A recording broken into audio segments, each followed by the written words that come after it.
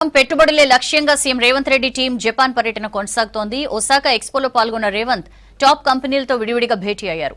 తెలంగాణలో పెట్టుబడులకున్న అవకాశాలను వివరించారు. 30,000 ఎకరాల్లో ఫ్యూచర్ సిటీ నిర్మిస్తున్నామని, పెట్టుబడులతో రావాలని పిలుపునిచ్చారు ముఖ్యమంత్రి రేవంత్.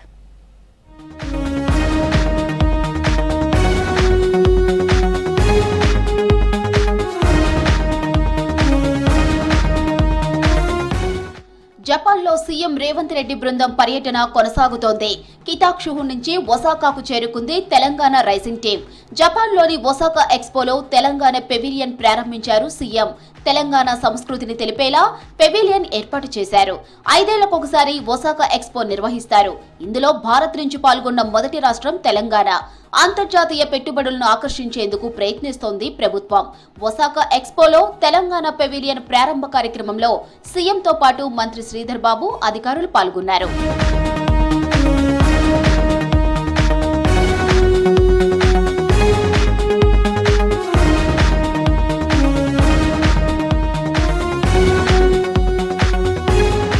రాష్ట్రంలో పెట్టుబడి అవకాశాలను ప్రపంచానికి చాటి చెప్పారు ముఖ్యమంత్రి రేవంత్ రెడ్డి. వివిధ రంగాలకు చెందిన వ్యాపారవేత్తలు, పారిశ్రామికవేత్తలతో విడివిడిగా సమావేశమయ్యారు. పెట్టుబడులకు రాష్ట్రంలో ఉన్న అపార అవకాశాలను వారితో సుదీర్ఘంగా చర్చించారు. భారతదేశం నుంచి మొట్టమొదటిగా ఎక్స్పోలో పాల్గొన్న రాష్ట్రంగా తెలంగాణ నిలిచిందని, ఇది గర్వకారణమని తెలిపారు ముఖ్యమంత్రి రేవంత్ రెడ్డి. తెలంగాణ, జపాన్ మధ్య ఉన్న చారిత్రక స్నేహబంధాన్ని దీర్ఘకాలిక భాగస్వామ్యంగా తీర్చిదిద్దుకుందామని పిలుపునిచ్చారు.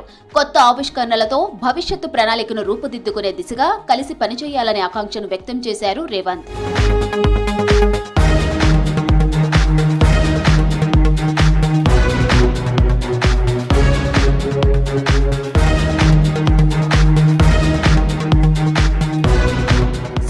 పారిశ్రామిక విధానం, స్థిరమైన పాలన, ప్రపంచ స్థాయి మౌలిక సదుపాయాలు తెలంగాణకు పెట్టుబడులకు ఆకర్షణగా నిలుస్తున్నాయని ముఖ్యమంత్రి తెలిపారు.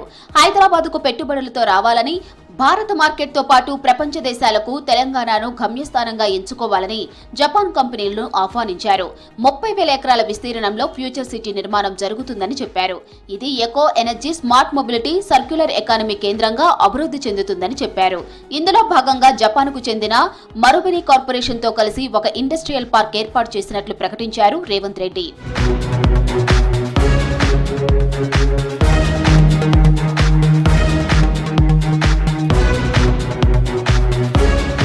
హైదరాబాద్ చుట్టూ 370 కిలోమీటర్ల పొడవైన రీజనల్ రింగ్ రోడ్, రేడియల్ రోడ్లు, ఔటర్ రింగ్ రోడ్ మధ్య ఉన్న జోనల్లో ఎలక్ట్రిక్ వాహనాలు, ఎనర్జీ స్టోరేజ్, ఎలక్ట్రానిక్స్, సెమీ కండక్టర్లు, ఏరోస్పేస్ పరిశ్రమలకు అనుకూల వాతావరణం ఉందని తెలిపారు.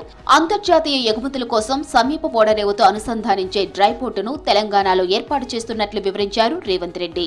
మూసీ నది పునర్జీవనంలో భాగంగా నది పొడవునా 55 కిలోమీటర్ల అర్బన్ గ్రీన్వే అభివృద్ధికి జపాన్ నగరాలైన టోక్యో, ఒసాకాల శ్రేష్టమైన అనుభవాల నుంచి నేర్చుకోవాల్సిన అవసరం ఉందని ముఖ్యమంత్రి తెలిపారు.